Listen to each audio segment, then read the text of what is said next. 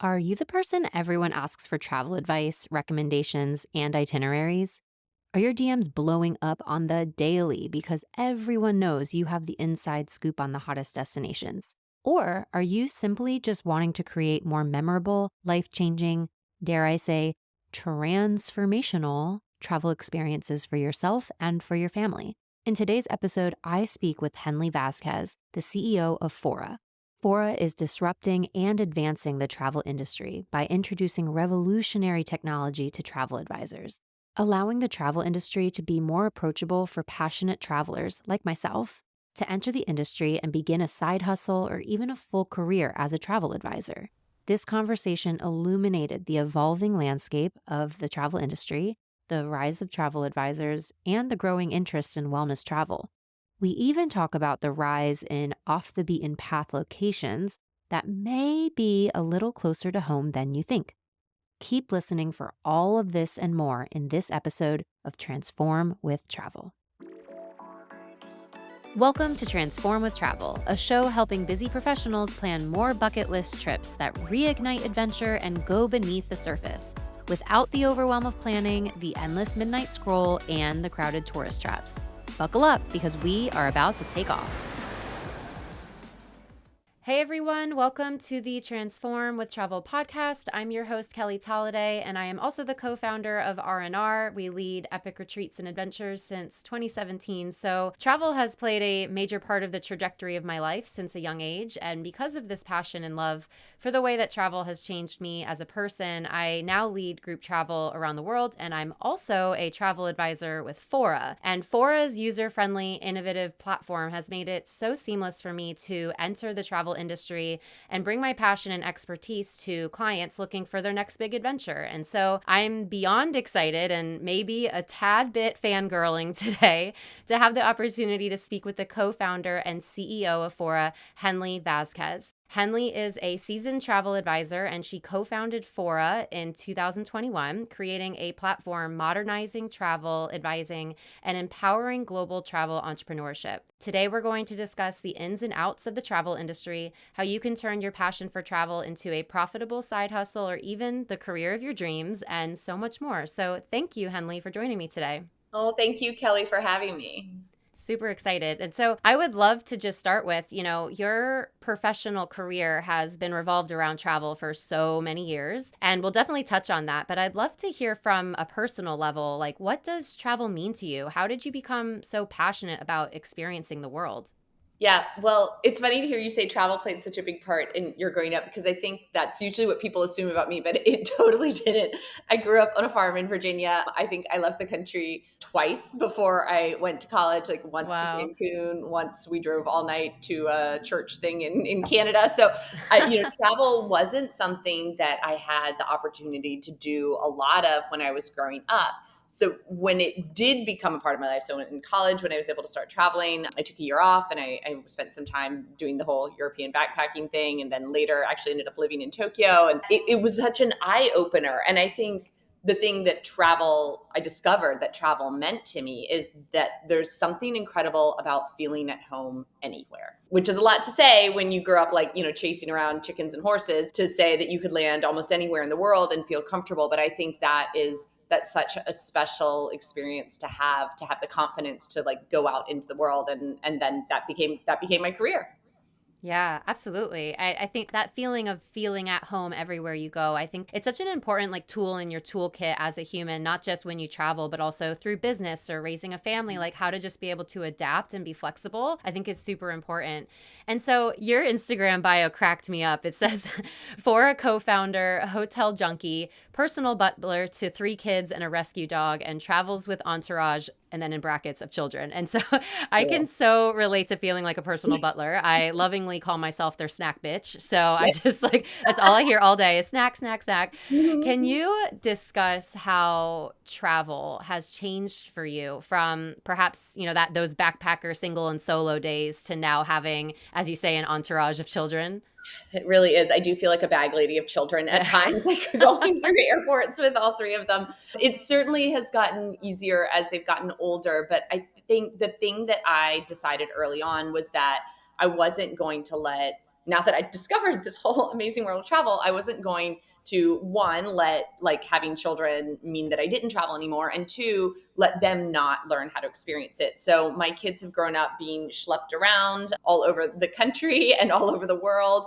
And I think what I have discovered is like, not only do I get to feel at home in the world, but I love how they do, and how that has instilled in them a real appreciation for different cultures. And even from a very little age, where people will say, oh, you shouldn't travel with kids so little. It's just difficult and they don't remember anything.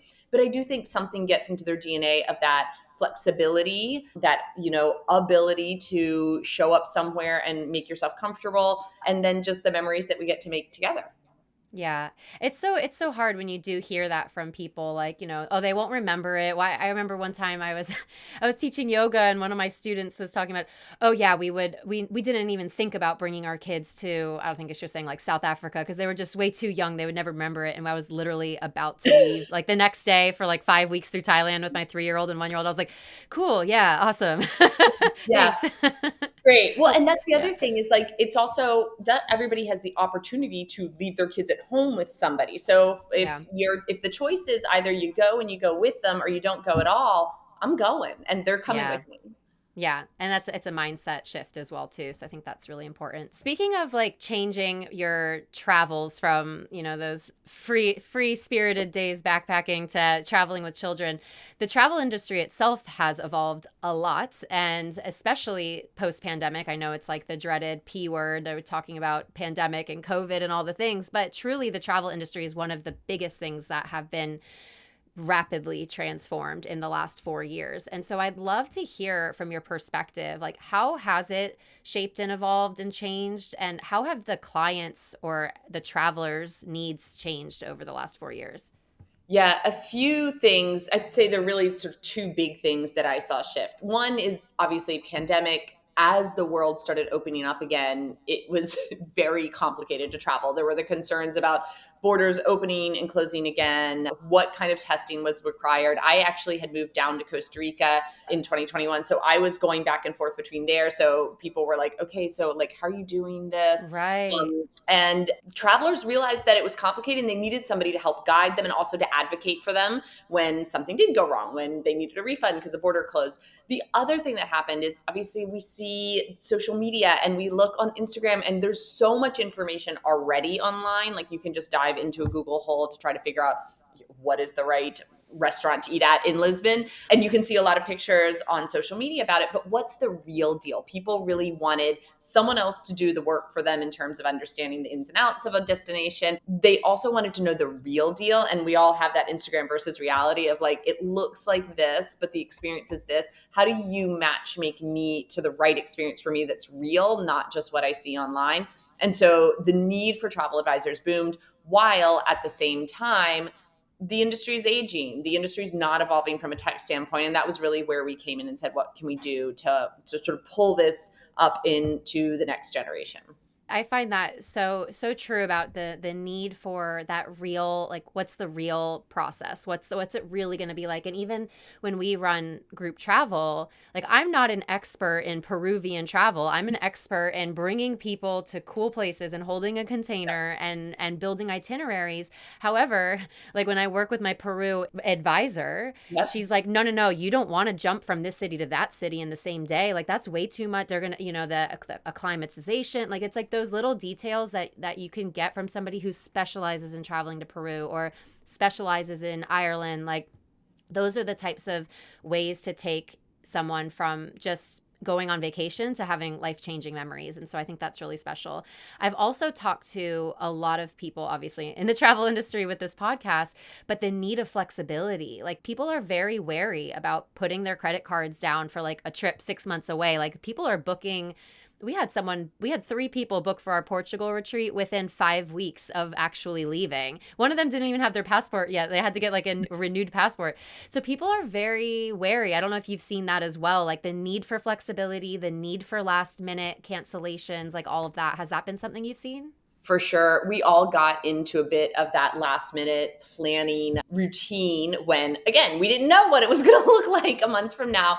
And although certain parts of the industry have changed, so people who are booking cruises, for example, are booking much farther out. People who are booking safaris are probably booking farther out. But still, when I looked at the data of last summer and summer travel, we wanted to see what were the busiest booking months for that June to September. And you know what the busiest month was? It was June. So Wow. we actually could see the bookings for summer climb over the course of the spring. And June was the biggest month when people actually pulled the trigger and booked something for June, July, and August. So Wow. that trend has not gone away. And that is the perfect example of a place where you really want to be able to hand this over to somebody. Hey, I want to go to this place. Can you find me what's still available, what fits my budget, and what fits my vibe? Yeah, 100%. Busy, working mom isn't going to have the time to do that research, but she still wants to provide those memories for those kids. So that's the benefit of working with Exactly. a travel advisor. Awesome. And so you've mentioned Fora. Uh-huh. Obviously you're the CEO. And so you were mentioning how the industry hasn't 100% been transitioning to the same level of tech and the level of advance, I guess is the word I'm looking for. Like the industry itself hasn't been advancing the way that it needed to. And you saw a need for that along with your business partners. I would love for you to just chat about like what Fora is, what makes it different. And I guess like what were some of those pain points that you were seeing for the industry and how Fora solved those problems? Yeah, we say Fora is the modern travel agency, but what does that really mean? Right, right. Is that means we are building a platform to modernize the agency industry. So we wanted to create something that had a place where advisors could come to learn the job, could come to have a platform to do the job on, do their job more efficiently. So to discover, to book, to connect with a community. Community is an incredibly important part of what we do. And then to have the flexibility to build the business that they wanted, because traditionally the industry has quite strict standards in terms of you have to hit really high sales targets. You can only get in if you quit your full-time job. And what we saw is a lot of people like you who knew quite a bit about travel, but they had other things that they were doing and they didn't want to leave those things. They still loved their job in tech or their job in wellness or their job as a lawyer, and maybe they couldn't afford to just quit that and hope they could still pay their bills and take those kids on trips around the Yes. world. So planning travel became a layered part of what work meant to them. And it often is a choice that people make because they love doing it, but they also want to do it for work. So some end up transitioning to a full-time job, but a lot of them are doing it in combination in something else. And that was pretty revolutionary. No, maybe not quite as much as the technology that we're building, but a big part of it.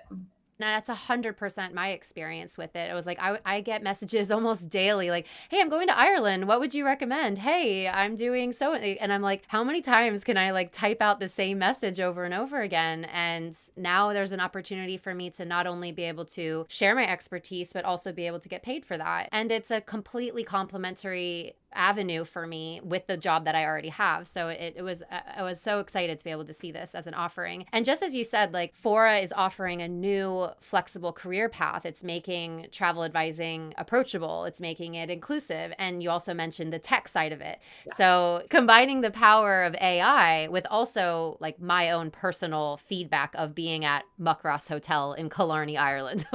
Like those are like the two things that you guys are bringing together. So can you talk about how Fora is actually utilizing the power of AI? Sure. So before we get into the AI, like this industry was so backwards that my CTO, when he saw how I collected credit card information, it was on like Post-its. People were texting me pictures of their credit cards. He was like, hold on, what are you doing? Right? It's how it works. So before we could launch into building really cool stuff, with machine-based learning, we also had to just start with like simple things like how do you collect a credit card and store it securely, which we did. We built the vault so that now our advisors can text or email a link and it gets stored and they can use it or link it up to bookings. But then we do get to start thinking a little bit bigger. And so one of the recent features we launched that I personally am obsessed with is called Sidekick. Now, Sidekick lives within our portal.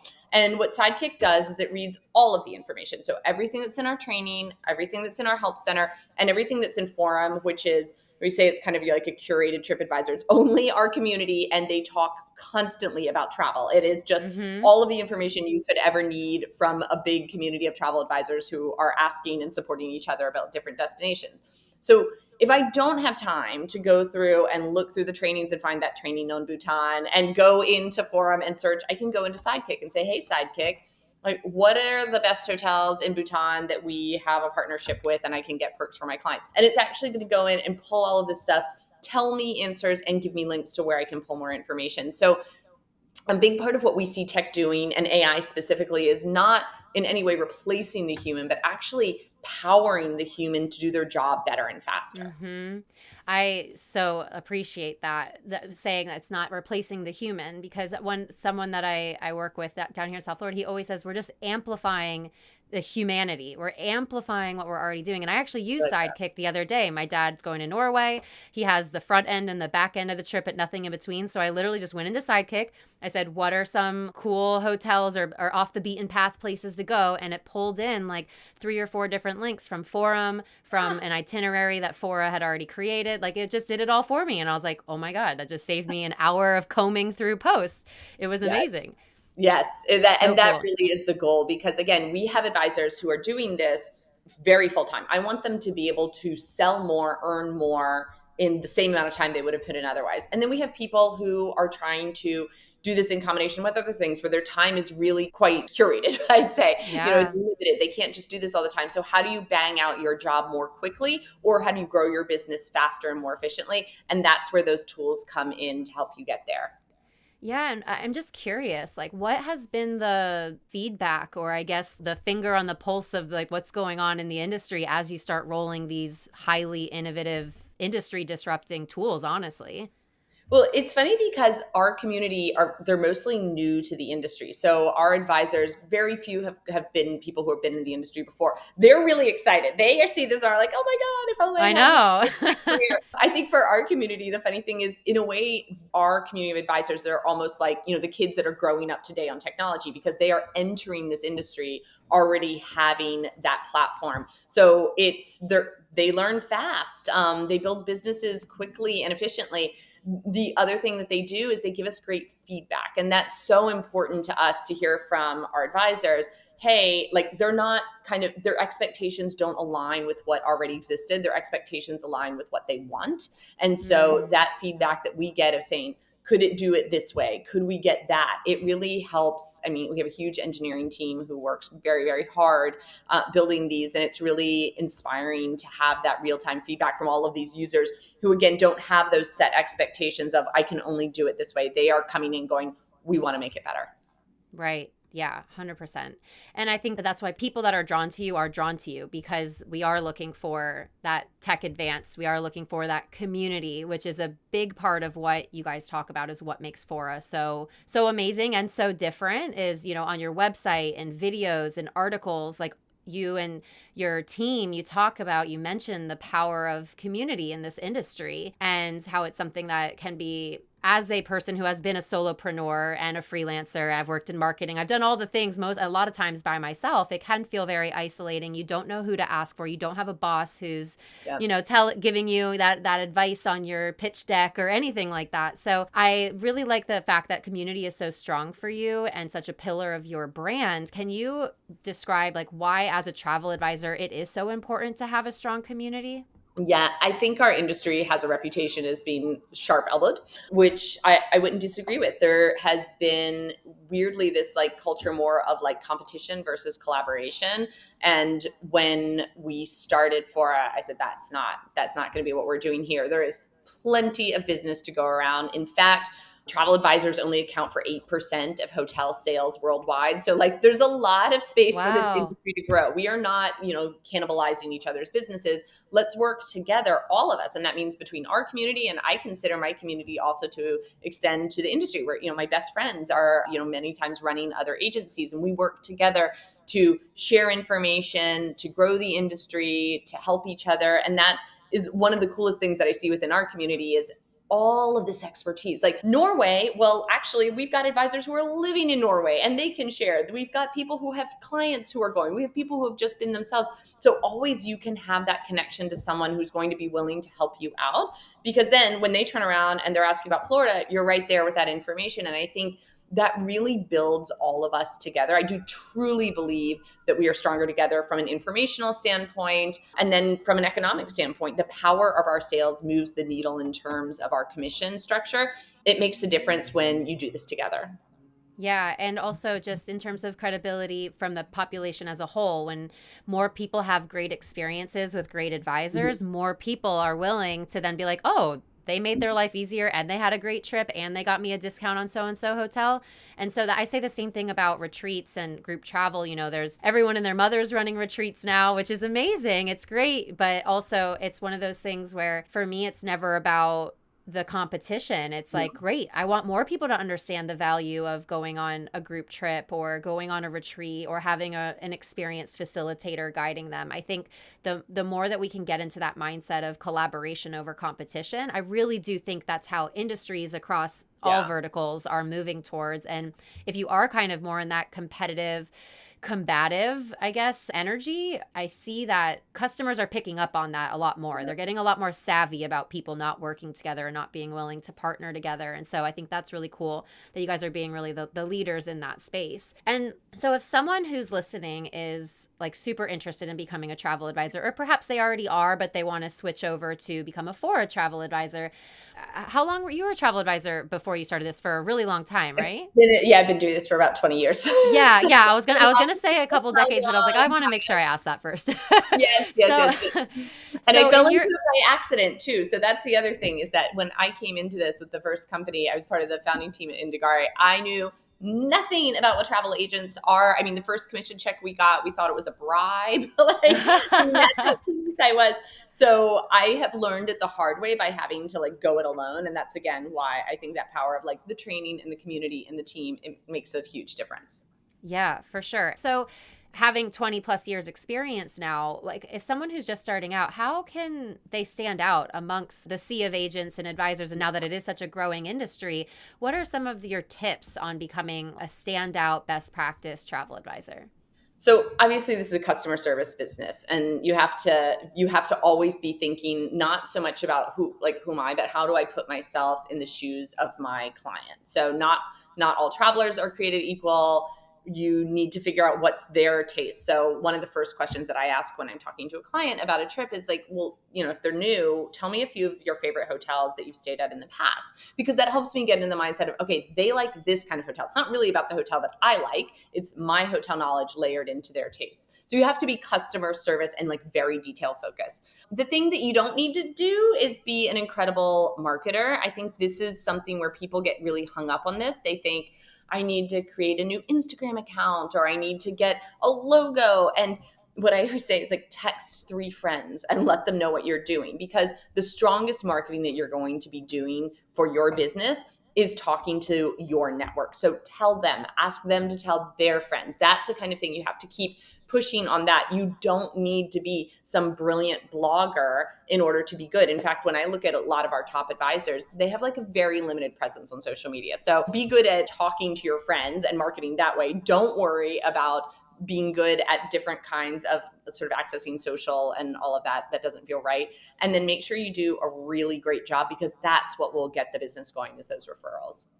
Yeah, I think that takes a lot of the pressure off hearing that. I'm like, oh, okay, I don't have to be on social media 24/7. No, if that's, and look, if that comes natural to you, great, use it. We have advisors for that. Social media is super helpful for them. Email marketing is super helpful for them. But the most powerful way to get in front of your community is just talking. Text them, Yeah. talk to them in yoga class, talk to them in the dog park, talk to them in the PTA, let them know what you're doing and that you're serious about this job, and that the way that your friends, your network can support you is by booking a trip. Yeah, I think that's super cool. I remember when I first joined back in February, I texted a couple group texts to friends just being like, hey, by the way, like if you have a trip coming up, I can just look for you and see what I see.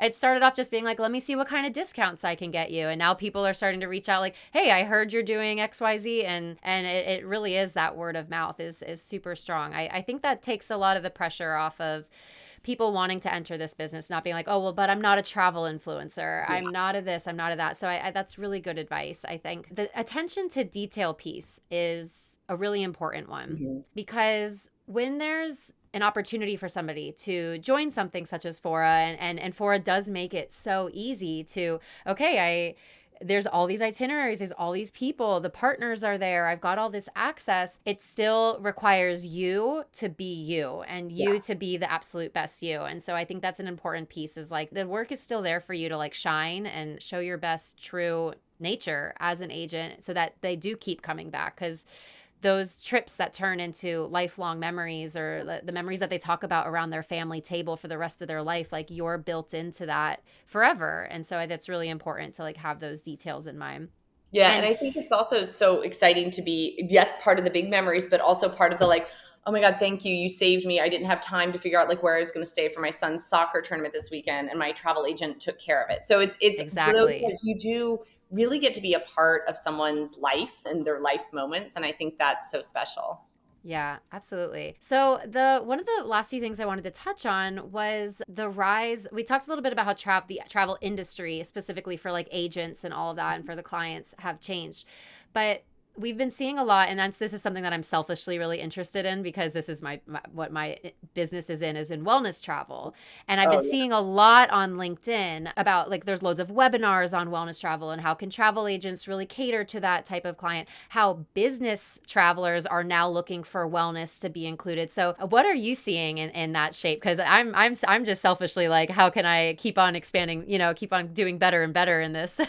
Totally. You are in the right area. That is actually, it's one of the things I should have mentioned earlier. I mean, one of the biggest changes from pre-pandemic to post is wellness travel, because it was like pulling teeth for me to get somebody to like book a Miraval before. I mean, it was just not something like the idea of taking a trip that was focused on wellness was like kind of like I don't like a little bit not normal. I can think of like just a handful of times that I had clients that were interested in this. Now it's the opposite. Not only are they doing the very wellness focused trips, but they expect wellness to be layered into their regular stays. So you could take something like the ranch, which just opened in Hudson Valley, that came over from Malibu. That is, this is a focused program. It is plant-based eating. It is hiking. It is stretching. It's an incredible sort of reset for you. Or you can go to Mexico and stay at an Auberge resort, but they have a partnership with The Well, which is a great wellness, a sort of spa and wellness center here in New York. So you can also be there having your margaritas, but then go and do something that's really good for yourself. So I think travelers these days, and like you said, even business travelers, wellness is so much a part of our DNA. Like, how do we actually take care of ourselves on a day-to-day basis, that especially when it comes to vacation, we actually want to come back like a slightly better version of who we were, not come back and need a vacation from the vacation. Yeah, exactly. That's something that we've seen a lot with our travelers. And like you said, going to like a wellness specific hotel where there's a program, or even going to a hotel where there's a partnership with a spa or something like that. But even I'm finding people are, I want to go to Greece and I want to make sure that I can, is there a local yoga studio? Can I go for a hike? Like people want it baked in, like you said, like it's a part of it becoming a rejuvenating experience rather than a depleting experience, which is where a travel advisor can really come in handy, because you're not handling all those details. We've seen so many people come to us in the last few years because we have our main pillar is travel, but there's always the daily focus of Yeah. yoga, meditation, healthy food. We'll have hikes. It's the cultural immersion, like, but really the travel is the main point of having those connections with people, can be part Mhm. of your healing or part of your health and all that. But yeah, it's been quite a journey of when we first started. I started running these groups 7 years ago, and people were like, "Oh, retreats are like kind of fringe, you know." Yes. Yeah. Like, "Oh, those are for the yoga people." And now people are starting to really understand like, "Oh, this is just for anyone who wants to travel and just take it to that next level and really feel good about themselves and have fun, but also feel good, you know?" Totally. And learn something new. And I think in particular, when it comes to, okay, a lot of people may have gone to a yoga class in their neighborhood, but they go on a retreat to really like learn it and sort of take it to the next level and make it a part of what they do. Meditation is something that I think, we're all like, great, I would love to be somebody who meditated. I am distracted all the time. I'm not doing this. But a retreat is where you might actually sort of formalize that practice. Surfing retreats, hiking retreats, all of this. I think that interest in taking care of yourself and also being more active, that is like it's just in everything in travel now, which is super cool to see. Yeah, and I almost wonder like if that also is a byproduct of COVID, when everyone kind of became aware of their health Yeah, and their impact, their I think eco so. impact, the whole thing. How cool. So the last thing I want to wrap up with is what, and this is probably a question you get all the time, but where are you seeing in the next like 6 to 12 months? Like where are you seeing are starting to be, I'm super interested in more off the beaten path type Yeah. style places, or like places that maybe some people haven't even heard of before. But where are you seeing in terms of like the mass trends of what people are looking to experience or places to go? Yeah, I think, look, obviously like Italy is going to always be Right. popular, but something that we noticed in our data after last summer is that Amalfi Coast was so busy that actually now when I look at what like our top destinations in Italy are for this summer, it's a little bit more off the beaten path. It's Tuscany on the coast. It's Umbria instead of Siena. It is, Mm. Sardinia, which by the way will completely blow up by next summer. All these brands are coming in. Go this summer before everything gets more expensive and busy. So it's people who are looking for, yes, I want to go to Italy, but I want something that's a little bit off the beaten path. Another one is Bhutan, which is as like it's so far flung. People often don't even know how to get there, but I think it's that combination of sort of activity and hiking and being outdoors somewhere that feels very like safe and sort of away from the worries of the world, and spirituality and discovering some of that. Bhutan is not a place that was frequently booked. We're booking it left and right now, which is exciting. Really? Didn't they have like a visa issue? Not an issue, but wasn't it hard to get in or It something? was. It was very, they had limited visas and now they have done away with that. And they're also doing away with some of the daily fees that made it a relatively expensive destination to Oh, go to. wow. They've really protected that country. They've not wanted over tourism, and now they're starting to open up. Now, it's still never going to be over touristed because it's not easy to get to, and there's a limited number of flights that come in, really only from Bangkok or from Delhi. So it still takes effort to arrive, but they are starting to loosen up the requirements and welcome travelers in with a little more frequency, which is really cool. But it's also our backyard. Sometimes it's you're going to go to Bhutan, and sometimes it is like that. We saw the dude ranches take off, especially Yeah. during the pandemic. Not stopping that out west American trip, the sort of multi-gen reconnect with your family in a place that's very beautiful and very active is still a huge trend. That's so. Someone on a podcast asked me recently, where would it be surprising if someone like a guest, sorry, if a listener was like, "Oh, I would expect her to have gone there." She's like, "Where haven't you been? That would surprise me." And I was like, "Literally the West, like American, like the like out west. Like I haven't been like anywhere past Colorado. Like I Oh, really need to do my own country. I'm really bad at that." it's true. And that's something. I'm a travel professional, and during the pandemic when I started doing this, I was in Moab and I was like, "Wait, I have flown all the way to the Atacama Desert in Chile to see some really cool stuff." And like, this is pretty good here This too. is Like, what was cool. it? Yeah. Those kinds of things that you realize that you didn't, you kind of overlooked, and you were so busy running off into like, what's the next big destination? Let me like get there first. I want to go to the Atlas Mountains in Morocco, and you look around and go, maybe I should do some of this too. It's a lot more affordable to get there with the flights. Right. Let's try it out. Yeah, and I think it's kind of a little bit of a maturity as a traveler. You go from your like backpacking days Mhm. when, everything about your home country is wrong and everywhere else is Yeah, amazing. And then you yeah, kind of settle into this, like, I dare I say, maturity as a traveler, where it's not so much about ticking off all the things. It's more about the like depth and the connection and yeah. the peace and the serenity that you feel because we're seeking that because our lives are so chaotic as you get older. So that's really interesting. I'll definitely have to add that to my list. Is make sure I Gotta do really it. like. I was even like, I want to go do like a classic New Hampshire 4th of July, like just something Yeah, so simple. Like what, like, yeah, it's so many beautiful places.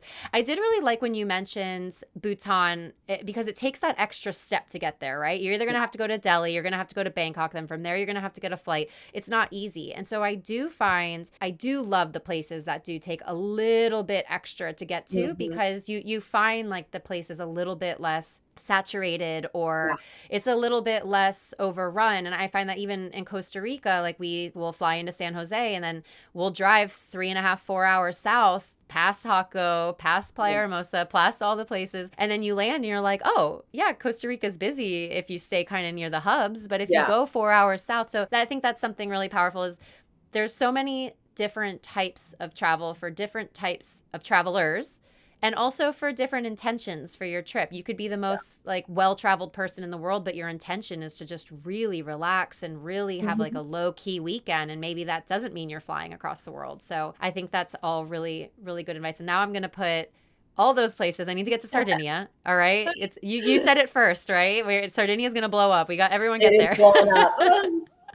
But no, That's I awesome. do agree the whole thing about I love that we can maybe take some snobbery out of travel because sometimes it can seem like, especially when we're talking on travel podcasts and travel blogs, that it's like we're talking about these really exotic places like Sardinia and Bhutan. And that's great. Like, I love those places. However, for a lot of people, like with their time and their lives and their budget, like maybe just going even to like a local hotel in their own city and doing a staycation for a night is kind of where it's at for them. And I like don't want to ever treat that like it's not travel because there's something so special about, again, feeling at home anywhere in the world, but also being able to like not go that far from home and get to be a different version of yourself. So if you're a mom, it's maybe doing that staycation with some girlfriends and sitting by the pool all day and having a bottle of rosé together and having a little checkout from your life so that you can check back in, but you didn't have to go that far. And so I think that is, it's so nice to be able to pull that snobbery out of it and say, travel, there's different times to travel for different things, and every single bit of it is worth it. 100%. And I think we spoke about this earlier. Like it comes back to a mindset. You don't have to go to Thailand to get the same benefit of being in awe and wonder, of having a connection with a stranger, of having that sense of community with your girlfriends. Like you don't have to go across the world. You can just go to the next city or even just a hotel in your hometown, like just like you said. So I think it really comes back to like that, but just being in a traveler mindset all the time and like being open to new things, like that can happen anywhere. And especially being, sensitive to, yeah, like you said, different budgets, different time constraints, different PTO levels, like all the Yeah. things. So yeah, I think that's a super, super powerful note there. And I'd love to just kind of wrap that up right there because I think that was perfect. So I do always end these episodes with kind of last quick little questions that I don't Yeah. share because I like to see what comes up. But before I do those, is there anything else that you'd love to share with our listeners or anyone who's like super interested in learning more about Fora? What would you like to say to them? Yeah, well, okay, so if you're planning a trip and you're not using a travel advisor, you're doing it wrong. So come to Fora and we will help pair you up with a great travel advisor like Kelly to really upgrade your next trip, get you all those perks that Kelly was talking about with breakfast included and resort credits and upgrades. So yeah, let somebody else do the heavy lifting for you. If you are that person who is already planning your friend's travel, you should be a travel advisor. So come to foratravel.com where you can actually apply to become an advisor. And I would say on the application, be opinionated. We want to hear what people think. Travel advisors who are successful generally have really strong opinions about travel. Lots of right answers, but have some answers. So yes, either use a travel advisor or become a travel advisor and be a part of our community. Amazing. Okay, thank you. So, number one, Okay. what country or place has made the biggest impact on you? Ooh, Costa Rica. Yeah. Moving there, bringing home my crazy dog. It really was, that was like a big moment, like personally for me in my life. I also started Fora from there. I was fundraising with like iguanas crawling over the back of the Yeah. seating screen. It is a place where I feel like I sort of like rebuilt my life a little bit. So it will always have a special spot. So I actually that was one of the questions that I was like, make sure to ask that. I forgot. Where were you in Costa? In Guanacaste. So I was in No Las way. Cataluñas up in sort of up in the north. Amazing. I love it up there. We ran a retreat up that way back in, actually, we ran it the week the world closed down. We ran it the week before, and I landed back home on March 17th when, like, Oh my literally gosh. everything shut down. I don't know. Maybe you should have stayed. It was pretty great down I there. know. I was pregnant with my first, though, so I was freaking out. So I had to get home. That's so cool. And so you went down from New York. You just moved your family down, just being I like, we have did. to, yeah. We stuck it out in 2020. And then, because I was like, New York or nowhere. I was like Right. proud to be here supporting the city. And then the fall came around and I thought the kids would be back in school and everything started shutting down. And it was like, I mean, it wasn't good for me. It wasn't good for my kids. So I just said, we're really struggling right now. This is not like, we're not doing well. I've got to try and do something. So I just like pulled the cord. I went initially thinking we'll be there for a month in January. And like within a week, I was like, you know what, we're extending, we're staying. It was just, and then ended up coming back briefly, because school told me I had to, and then going back in the summer. So that was really one of those times where like, I do really feel like, I rebuilt my business, I rebuilt my personal life there. I created memories for my kids that I hope are really impactful during a time where like, it was really challenging. And so not everybody can like pop off to Costa Rica, but boy, am I glad I did it and got my Yeah. crazy dog out of it. It's so funny when you got your dog from there. I think that's really a really powerful point, probably, and a testament to all of the travels that you've done, or just not even travels, just leaps of faith, because it's really hard when you kind of build your identity around something, like you said, like New York or nothing. Like I have a lot of friends who were New York or nothing, and it's hard to then be like, wait, I might have to change that part of me because it's Yeah. not suiting me right now, not forever, but right now. And I think that it's a huge testament to the faith and confidence that you have in yourself and your family and being able to take that leap. That's a scary move, and like, good on you for doing that, because changing not just like your location, but also an entire, like, I'm a New Yorker, like everyone knows what that is. Like, New No, Yorkers love New York. oh man, I was down there with the monkeys and the Right. lizards and the scorpions. But it really, I think it's transformative. That Yeah. those moments are the ones where maybe it wasn't easy or comfortable, but it was the right choice. And yeah, definitely probably the most impactful place for me. Wow. Awesome. Okay. So number 2 is your go-to travel accessory or must have. What do you have to have with you when you're traveling? Okay, I have this backpack. I don't spend a lot of money. Like my luggage, I have like Amazon Basics luggage. Like I'm not good with tech. I have like tangled cords everywhere.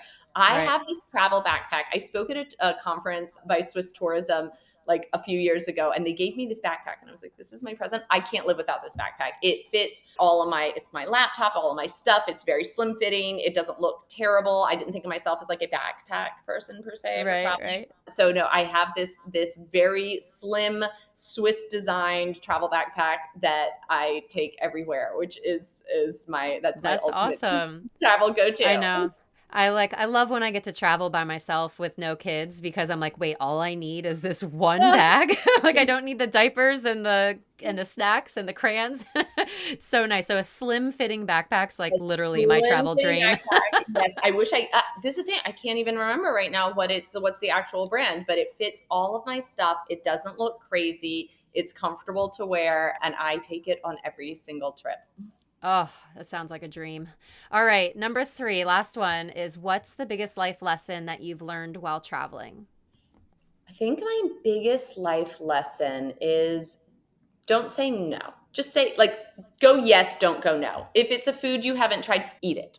If it's a place you're not sure about, go. If there's an activity and you're thinking, should I sleep in today or should I get up and go do it? I think it's just, choose yes. Travel is about experiencing new things. And I think getting out of your comfort zone is what gives you those experiences that sort of broaden your mindset. So it's not always easy, but choose yes. Yeah, I love that. I don't know if you've heard of the group called the Yes Theory, and No. they're like a massive YouTube company, a group, I guess. And they have a podcast too, but it's all about, it's their tagline is it's yes theory, but their tagline is seek discomfort. And so it's inherently like saying yes, like you said, like try the new food, do the new thing. Like it sounds like romanticized, but it's like that's actually stepping into an uncomfortable situation for you because it's new sometimes. Or sleeping in is a lot more comfortable than waking up for the 10-mile hike, but you Yep. don't get the view. You don't get the view in the end if you sleep in. So I think that reminds me of their brand, where everything's like seek that discomfort, like say hi to that stranger and say yes. So that's one of my biggest life mottos, is just go for it. Like you never know where it's going to lead you to, and you can always come back home to the safety of your own home, wherever that is. Totally. Totally. Yeah, There's always your sofa, your pizza, and your Netflix will be there when you get home. Go do the things.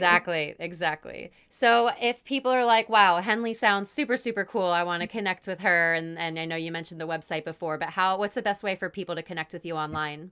Yeah. So you can find us for Fora at foratravel.com and Instagram at Hello Fora. You can find me at Henley V, which is mostly like my kids and my dog and me running around the world a little more frequently than I probably should be. Love it. Well, thank you so much. I think our listeners are going to have so much value out of this. And especially, like you said, if anyone's interested in becoming a travel advisor, please check out your website, Fora, and learn more. And anyone can ask me too. You can ask me questions. I've been, it's been almost 6 months now. So happy to have a chat about it. And thank you. I appreciate you sharing your time with us. Yeah, well, thank you so much. Always fun to come and talk travel with anybody, but particularly a travel advisor. Thank you so much. That's a wrap on today's episode. If you're feeling on fire and lit up to start planning the bucket list adventure you're craving, let's work together. I'm here to manage all of the hassle of planning, hand select your options specifically for you, and give you the inside scoop that no AI itinerary can give you. Click the link in the show notes to look through our pricing and packages. You're one click away from the adventure of a lifetime. This is your reminder to keep on exploring.